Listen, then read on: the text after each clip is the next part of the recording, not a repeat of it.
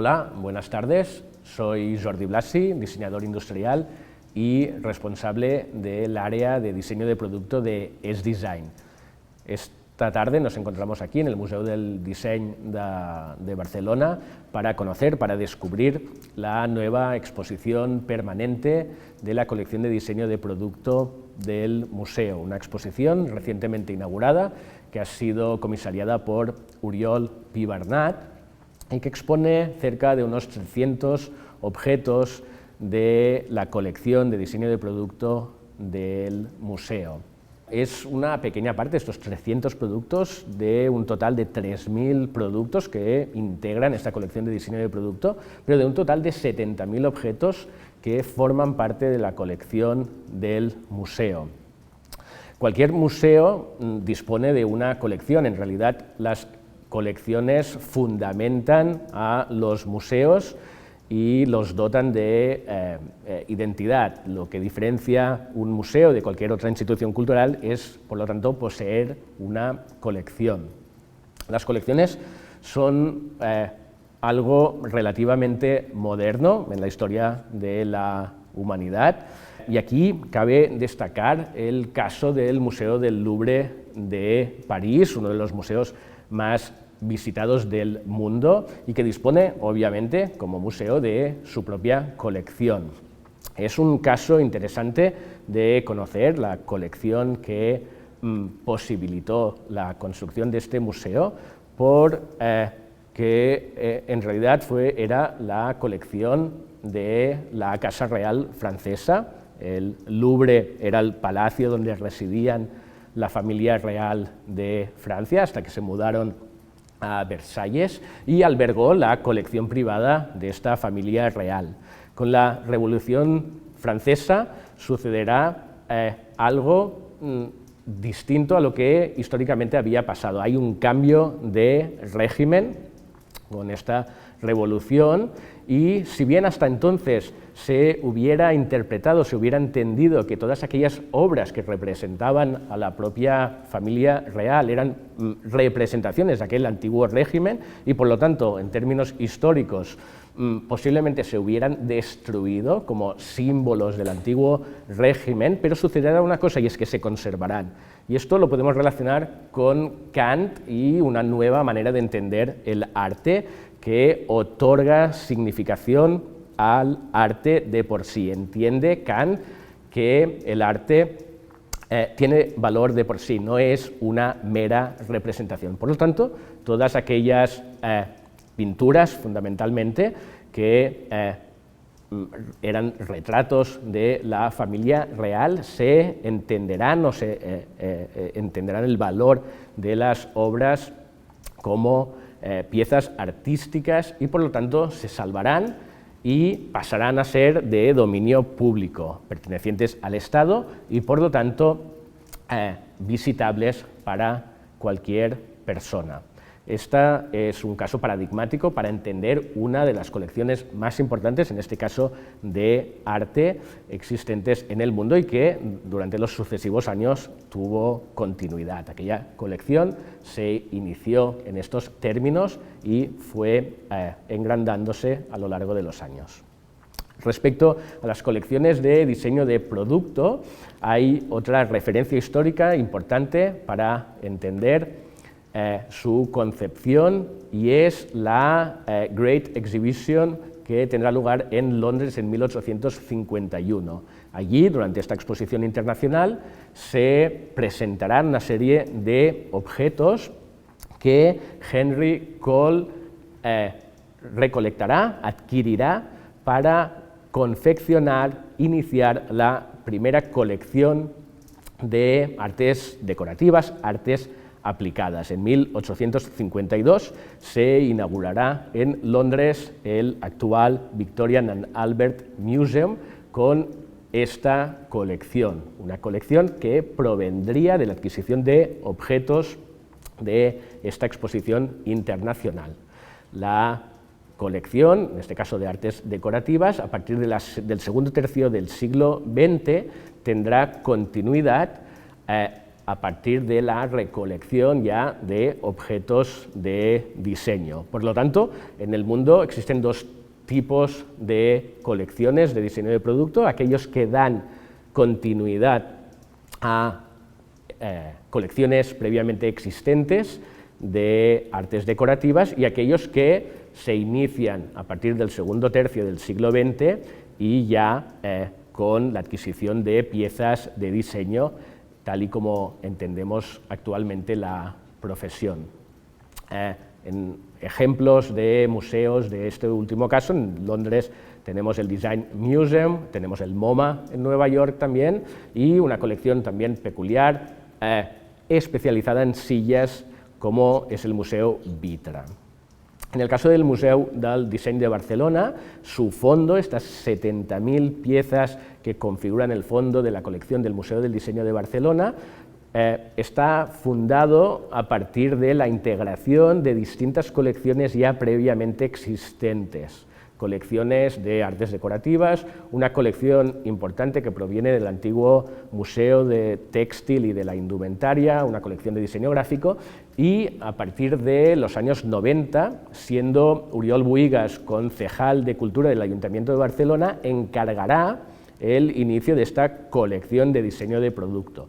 Una colección que, como os comentaba, en la actualidad cuenta con cerca de 3.000 piezas, 300 de las cuales, 300 de estas piezas han sido seleccionadas para conformar la exposición permanente de diseño de producto que vamos a visitar hoy. Lo haremos a través del descubrimiento de algunas de las piezas significativas de esta exposición. La exposición, que lleva por nombre Objetos comunes, historias locales, debates globales, está integrada por objetos a partir de los años 30 del siglo XX hasta la actualidad. La exposición está ordenada cronológicamente, hecho que nos facilita enormemente poder contextualizar y entender el valor de estos objetos. Esta ordenación cronológica nos permite, por ejemplo, entender la evolución de la tecnología, la importancia de la tecnología, por ejemplo, a nivel de procesos de fabricación o de materiales. Recordad aquel precepto de Dieter Rams en su decálogo sobre el buen diseño, que nos dice que el buen diseño está sujeto también a los avances que nos posibilita la tecnología. Pero este orden cronológico también nos ayuda a entender los distintos lenguajes formales existentes y comprender también la evolución del diseño en relación a la manera que tenemos de entender el mundo. Uno de los primeros productos que encontramos en la exposición es la silla modelo Gatcpack. Durante la década de los años 30, en Europa surgirá se consolidará se iniciará la consolidación de este movimiento moderno, especialmente en el centro de Europa, con autores como Le Corbusier, como Mies van der Rohe. Recordemos de Mies van der Rohe y Lily Reitz el pabellón de Alemania, que diseñaron para la Exposición Internacional de Barcelona en 1929. Pues todas estas ideas relacionadas con esta nueva manera de comprender la modernidad también tendrán incidencia en nuestro país con arquitectos, entre los cuales Josep Torras Clavé, Josep Lluís Sert, Germán Rodríguez Arias o Antoni Bonet. Estos arquitectos fundarán una asociación que llamarán Gatcpack, un colectivo, un grupo, el Grupo de Arquitectos Técnicos Catalanes para la Arquitectura Contemporánea. Fundarán su propia tienda, que estará en el Passeig de Gràcia de Barcelona, la que llamaron MITBA. Tendrán su propia publicación, AC, Documentos de Arquitectura Contemporánea, y también dispondrán de una propia colección, fundamentalmente de muebles y alguna lámpara. Una colección un tanto especial porque aquellos arquitectos la idean de forma colectiva. No hay pues un autor único de la colección, sino que es son diseños cooperativos que conciben con la idea que cualquiera de ellos que pudiera requerir alguno de aquellos diseños pudiera encargar una pequeña fabricación. Tampoco existe un único fabricante, no existe un editor de aquella colección. Por lo tanto, en términos en cómo entendemos la gestión del diseño actual, pues difieren en estos aspectos. La silla está fabricada en madera de roble y cuerda trenzada. Estos materiales nos explican también las limitaciones que se encontraron aquel grupo de arquitectos. La modernidad, este movimiento de la arquitectura moderna estaba también asociada a una innovación tecnológica, nuevos procesos de construcción, nuevos materiales. Recordemos, por ejemplo, de estos muebles que salieron de la Bauhaus, fabricados a partir de tubo de hierro plegado. Bueno, pues estos arquitectos se encontraron aquí con una serie de limitaciones porque no había una industria tan desarrollada como la que sí que empezaba a haber en Europa. Por lo tanto, tendrán que buscar nuevas fuentes para intentar, a través de ellas, entender la modernidad. Y lo harán a partir de la arquitectura vernácula. Por lo tanto, esta utilización de materiales tradicionales como la madera o la cuerda forman parte también de su manera de entender la modernidad. Pero la silla Gatcpac adquirirá trascendencia a partir de una fotografía, la fotografía del Pabellón de la República, que tendrá lugar en París en 1937. En aquella fotografía descubrimos varias de las sillas junto con el Guernica de Picasso o obras de Calder o de Joan Miró.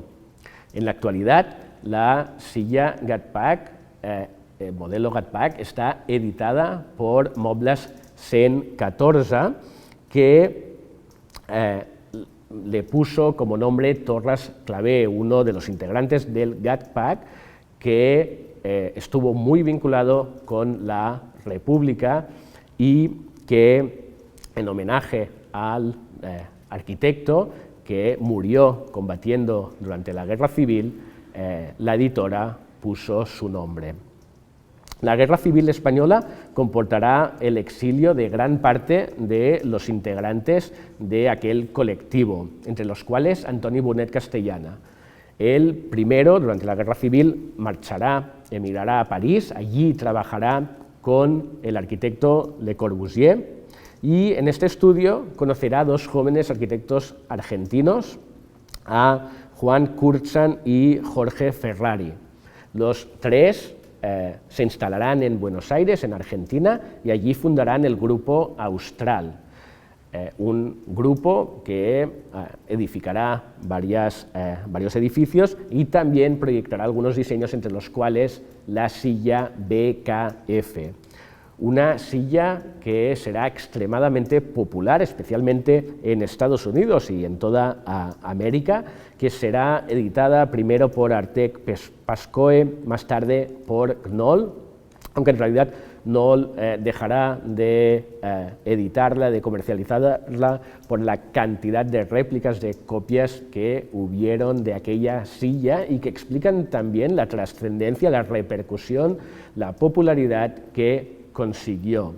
Una silla que descubrimos en múltiples publicaciones, portadas de revistas, que aparecerá en películas, en series.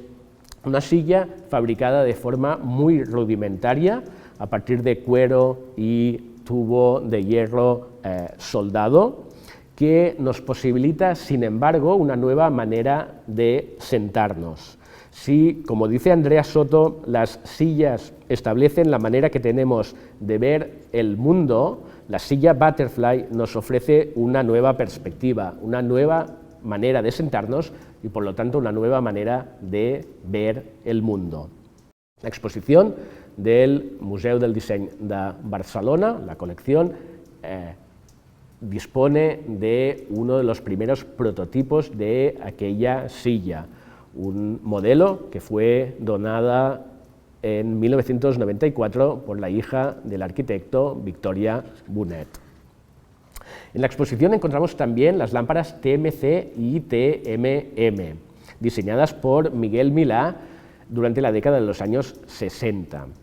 En el caso de la TMC, fue diseñada en 1959 y está ideada a partir de una estructura de hierro y una pantalla de metacrilato. En el caso de la TMM, está fabricada a partir de madera y dispone de una pantalla de papel.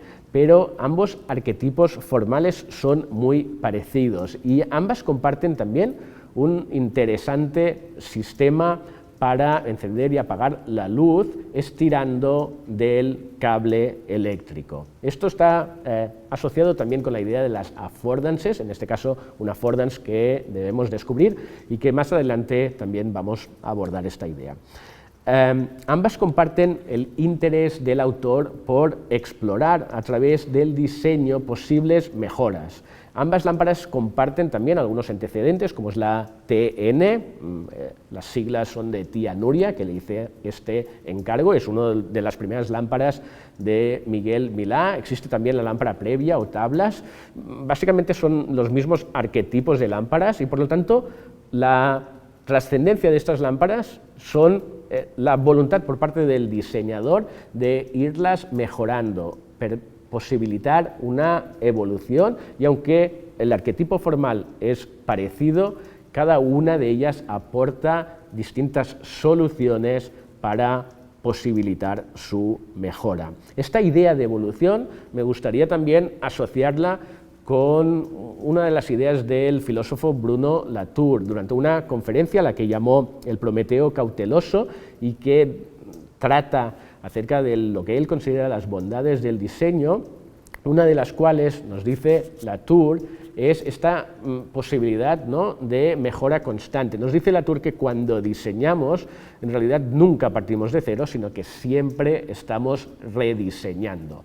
Por lo tanto, esta idea de entender el diseño como un proceso de mejora, de rediseño constante, es algo que descubrimos en estas lámparas. Unas lámparas que editaría, comercializaría el propio Miguel Milá a partir de la empresa que fundó con el acrónimo TRAMO, que significa trabajos molestos, que fue una empresa que constituyó siendo niño, ¿no?, y para hacer pequeños arreglos para su familia y que ya de mayor institucionalizaría para comercial esta serie de lámparas y objetos. Ambas lámparas fueron ganadoras de los premios Delta de diseño industrial. En el caso de la TMC tiene un premio Delta de oro en 1961, en la primera edición de estos premios, que fueron fundados por ADIFAT, la Asociación de Diseñadores Industriales del FAT, una asociación que tiene también un peso específico importante en esta exposición, ya que los ganadores de las distintas ediciones de estos premios pasan a formar parte, a integrar la colección de diseño de producto del museo. La asociación fue fundada en 1960, tuvo como referencia para su fundación la ADI italiana, también los premios Delta, fundados en 1961, tendrían su antecesor, su antecedente, su referente en los premios Compasso de Oro que otorga la Asociación de Diseñadores Industriales de Italia.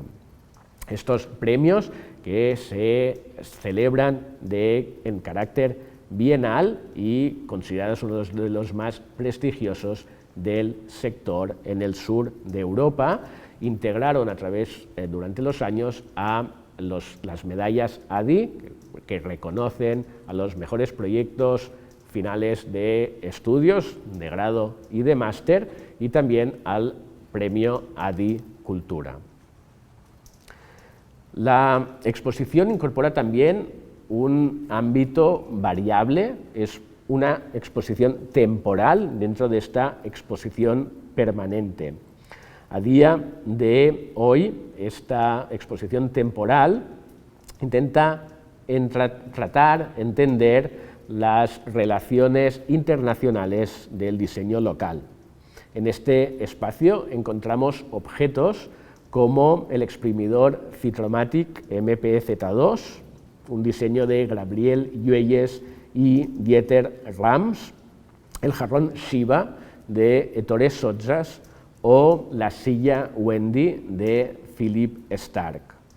Empecemos por el exprimidor, este Citromatic, modelo MP-Z2, diseño de Gabriel Lluelles y Dieter Rams, y lo hacemos también a partir de otra referencia, otro producto que también podemos encontrar en la exposición, y es la batidora de mano Pimer, de la empresa Pimer, popularmente conocida como Mini Pimer, ¿vale? No es el primer arquetipo formal de las batidoras de mano, pero sí que es una de las primeras y que fue ampliamente popular durante aquellos años. Esta batidora, que como os digo, fue fabricada, comercializada por Pimer, especializada en el pequeño aparato electrodoméstico, fue diseñada en 1957, siendo Gabriel Lluelles responsable de diseño de esta empresa catalana. En 1962, la empresa Braun absorbirá a la empresa Pimer y esta se convertirá en una filial de la actual multinacional de origen alemán. Por aquel entonces, el responsable de diseño de Braun sería Dieter Rams, uno de los diseñadores más importantes que años más tarde presentaría su decálogo sobre el buen diseño. Fue esta matriz ya formando parte de Braun y que adquirió también a los ingenieros y diseñadores de la antigua Pimer, quienes desarrollaron y diseñaron el exprimidor Citromatic MP-Z2, un pequeño aparato electrodoméstico que nos posibilita entender estos principios del buen diseño de la empresa. En la actualidad podéis adquirir, se sigue comercializándose, este exprimidor que podéis adquirir por poco más de 20 euros. Por su parte, el jarrón Shiva es un diseño de Ettore Sottsass del año 1973. Durante aquellos años, este diseñador, que residía en Italia, trabajaba para la empresa Olivetti, que años más tarde encabezará el movimiento Memphis, digamos uno de los diseñadores también más relevantes internacionalmente. Tenía una relación especial también con Barcelona porque se encontraba aquí en Barcelona, en realidad muy cerca de este edificio, en la Plaza de las Glorias Catalanas, la sede de Hispano Olivetti. Ellos desarrollarían algunas máquinas de escribir y por lo tanto estaban en contacto con este diseñador que trabajaba para la empresa. Fruto del amor de Sottsass por la ciudad, ideó el florero Shiva, un jarrón que todavía hoy edita y comercializa la empresa BD. Finalmente, la silla Wendy, un diseño de Philippe Starck que hizo por encargo de la empresa Disform. El valor patrimonial de este objeto reside en que, por aquel entonces, durante la década de los años 70, Philippe Starck era un trabajador, trabajaba para Pierre Cardin, era todavía un desconocido, y la primera empresa editora que le encargará algunos muebles fue precisamente esta empresa de Barcelona, esta editora llamada Disform. La silla Wendy forma parte, por lo tanto, de esta exposición temporal y es parte, junto con otros muebles que diseñó para la editora, de la colección de diseño de producto del Museo del Diseño de Barcelona. La exposición hace hincapié en los años 90, una década en la que se celebrarán los Juegos Olímpicos de Barcelona, que el diseño se proyectará a nivel local, tendrá una gran incidencia. De los Juegos Olímpicos tenemos, por ejemplo, en la exposición a la antorcha, que fue diseñada por Andrés Ricard, que fabricó la empresa Vilagrasa. Tenemos también a la mascota, a Kobe, diseñada por Xavier Mariscal.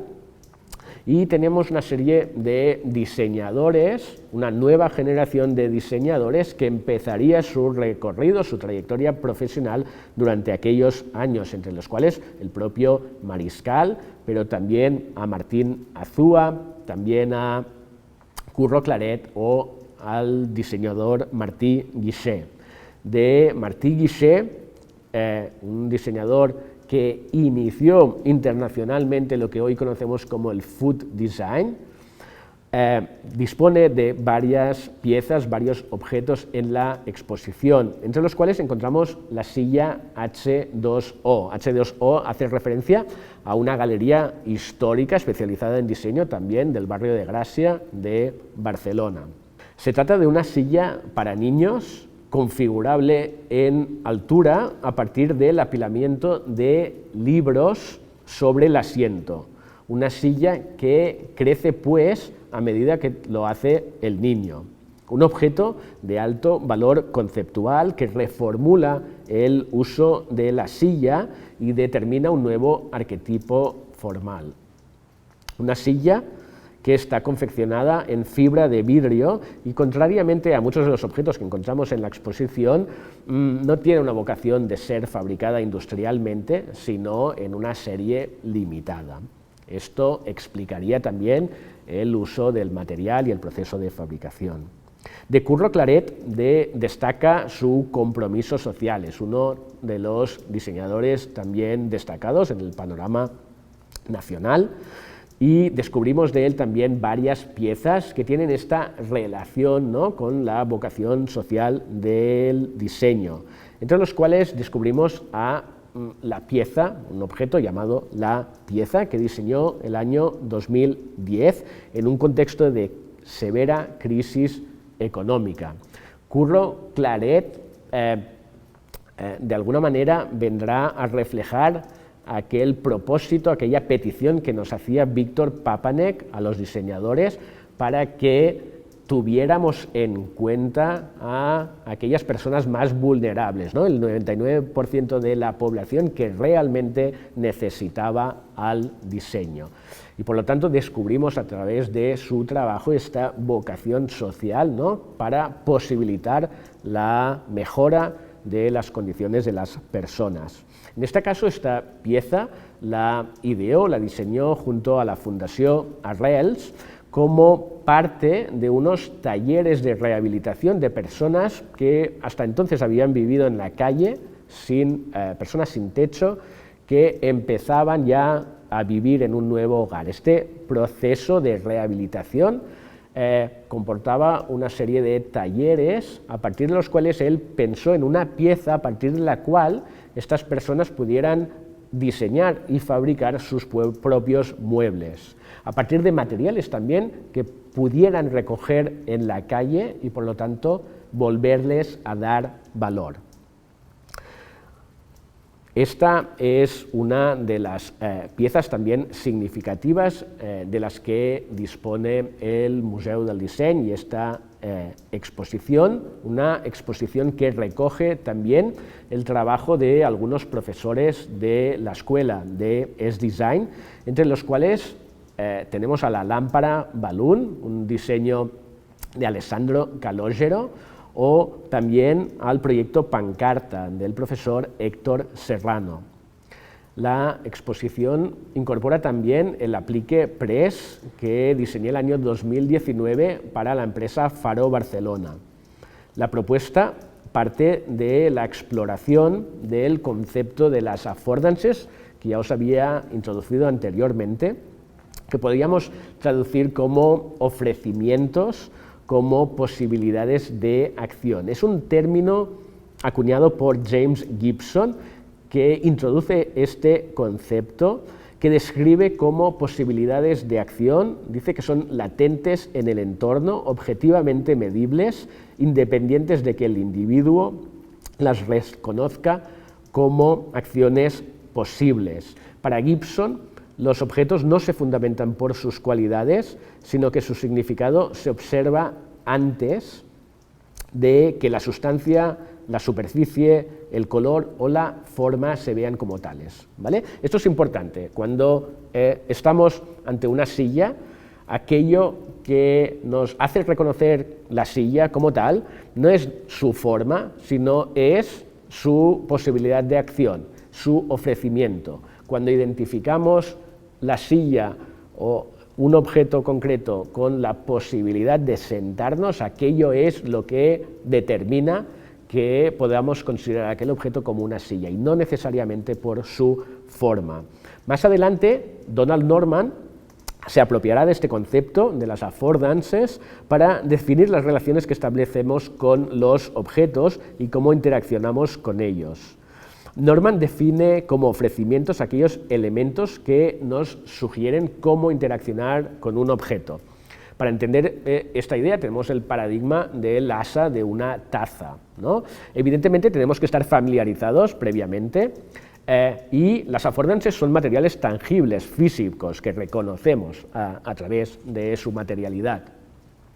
El caso del asa de una taza, ¿no?, nos describe muy bien, ¿no?, el hecho de que, evidentemente, una vez ya familiarizados en el uso, las posibilidades de acción de esta asa, cada vez que reconozcamos una asa, intuiremos una forma de relacionarnos, de usar aquel objeto.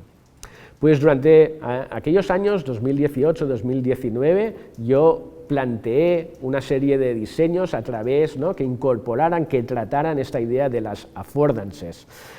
Norman describe tres tipos de affordances, las reales, las escondidas, decíamos la lámpara TMC o TMM, ¿no?, que se encienden o se apagan a partir estirando, ¿no?, del cable eléctrico. Es una posibilidad de acción que no estamos tan familiarizados, que implica un descubrimiento previo, ¿vale? Y finalmente habrían las falsas affordances, básicamente los objetos que nos conducen al error y por lo tanto podríamos considerar como males diseños. Para el aplique PRES, que diseñé en 2019 para la empresa Faro Barcelona, lo que hice fue integrar una de estas affordances, el pulsador de una alarma de emergencia, un elemento que formalmente conocemos, que estamos familiarizados, incluso aunque no hayamos hecho uso nunca de él, sabríamos cómo interactuar, ¿vale? Por lo tanto, partimos, ¿no?, de una affordance, de un elemento tangible, a través de una forma, a través de un color que reconocemos, y lo incorporé a este aplique a modo de pulsador. La idea era tratar, ¿no?, sobre la relación, facilitando la interacción con el usuario. Pues con este último objeto, con el aplique PRES, termino la conferencia.